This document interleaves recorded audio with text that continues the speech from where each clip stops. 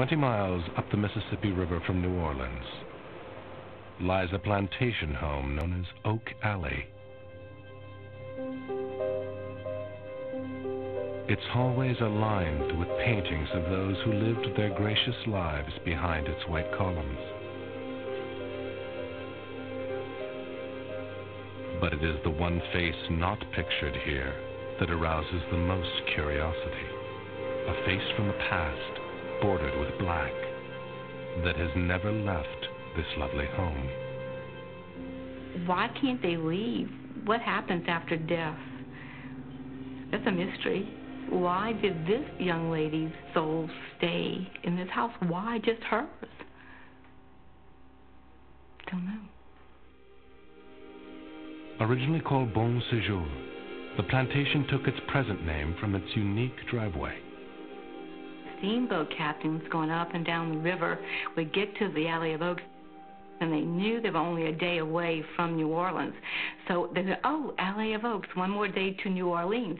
And then over the years, it became Oak Alley.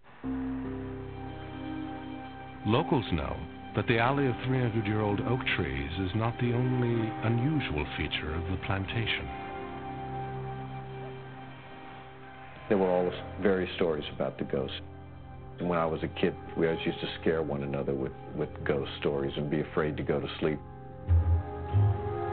The whispered tales of Oak Alley's ghosts center around a spectral figure known as the Lady in Black. She just kind of appears and gives people a little tease, you know, and then poof, she's gone again. The Lady in Black may very well be Louise. Louise Roman was the proud daughter of the wealthy French Creole family that built Oak Alley in the 1830s. Louise Roman was of age to have suitors. She was ready for marriage. She had a suitor one night, and she was coming down the staircase, and she looked at her suitor, and he was intoxicated. How upsetting. And she saw that he was drunk, and she was greatly insulted and indignant and spun around on her heels to walk back up the stairs. But Louise's scorn would have dire consequences. So she just turned around and went back up the staircase. When she did, she fell. As she fell on the staircase, Louise gashed her leg. The wound refused to heal. Gangrene set in, and finally, extreme measures had to be taken. They had to amputate her leg, remove her leg. The leg was carefully placed in the family tomb to await the day Louise would join it. Well, now she's a one-legged girl, you know, what are we going to do with her? That really put a damper on her life, so she became a nun in New Orleans, and that's how she spent the rest of her life. Louise died a half-century later, at the age of 83. But though her bones rest in New Orleans, her spirit is forever tied to the house where the dreadful accident changed her life. She's trapped. She just can't leave. Her soul is trapped. And it's the oddest thing, too. It's surprising that people, our visitors, that have a sense of these things, too, because they'll walk in the house and they go, oh, there's a spirit in this house. Or I feel something in this house. Guests who report actually seeing the Lady in Black assume at first that the dark apparition is only a costumed employee. We had a couple one afternoon sitting at the back of the mansion, and the gentleman, just looking around, saw this lady in black. He realized that none of us were dressed that way. We're all in different bright colors. And he tells his wife, he says, look, this lady in black, take her picture. She says, but I don't see a lady in black. He said, she's right there. She says, but I don't see her. Nearly every member of Oak Alley staff has had personal experiences. One summer day, I was the last person in the house. I had locked all the doors, the French doors, all the doors in the house, and I was facing the staircase, which is in the hallway, where here walks this woman, all in black. And my first reaction was, how did she get in this house? It's locked. And I stood up and I walked toward her. She turned and looked straight at me, but then she was gone.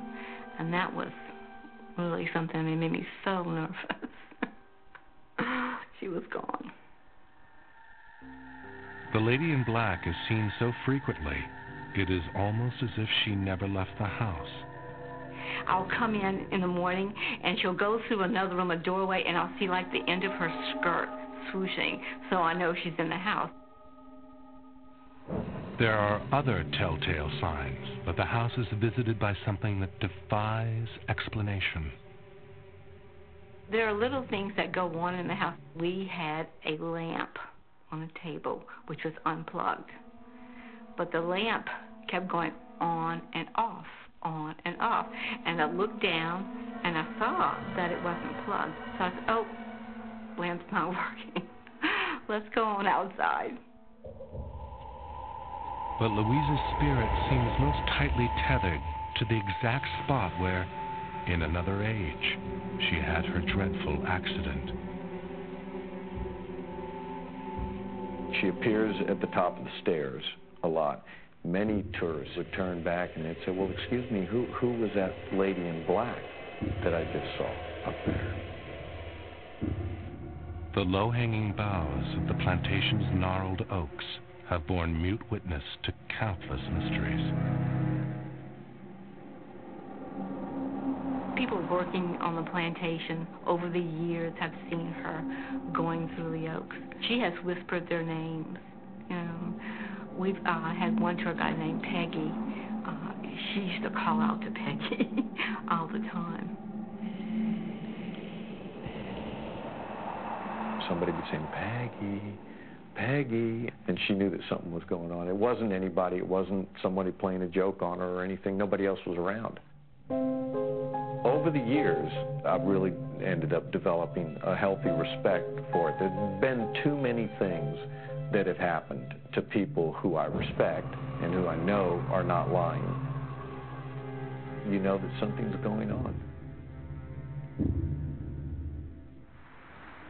Those living beyond the plantation grounds had their own sayings and fears about the lady in black.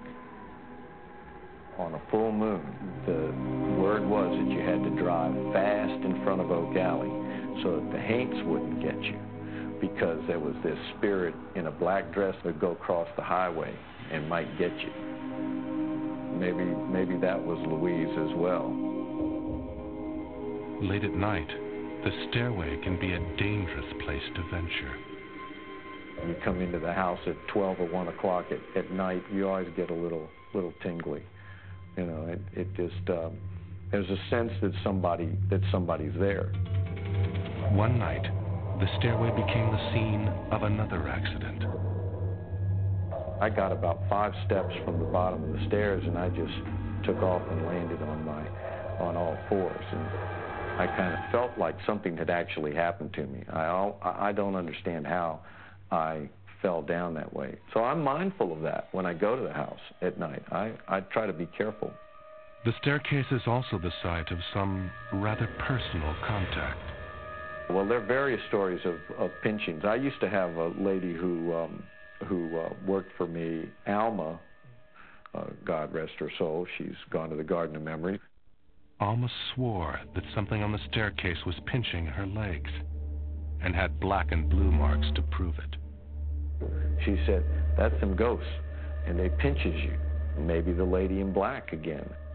I've never, ever believed in a spirit or a ghost. Now I do.